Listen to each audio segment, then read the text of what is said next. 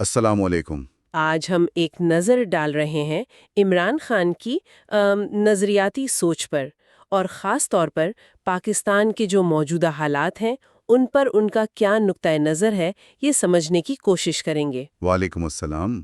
جی بالکل، ان کا ایک حالیہ انٹرویو سامنے آیا ہے، تو اسی کی بنیاد پر ہم دیکھیں گے کہ وہ معیشت، سیاست، گورننس اور خاص طور پر نوجوانوں کے بارے میں کیا خیالات رکھتے ہیں۔ صحیح۔ اور یہ سمجھنا اس لیے بھی اہم ہے کیونکہ ظاہر ہے پاکستان کے سیاسی منظرنامے میں ان کی رائے اہمیت رکھتی ہے۔ بالکل۔ تو آئیے شروع کرتے ہیں۔ سب سے پہلے معیشت اور گورننس کی بات کر لیتے ہیں، جو انٹرویو میں زیر بحث آئی۔ جی۔ انہوں نے ذکر کیا کہ جب حکومت ملی تو ملک پرانے قرضوں کے بوجھ تلے تھا، فارن ریزروز بھی کم تھے۔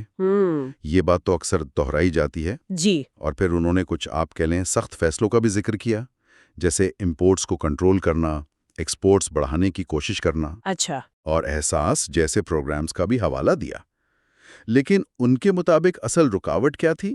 وہ تھی کرپشن، اور جسے وہ کہتے ہیں پرانا نظام۔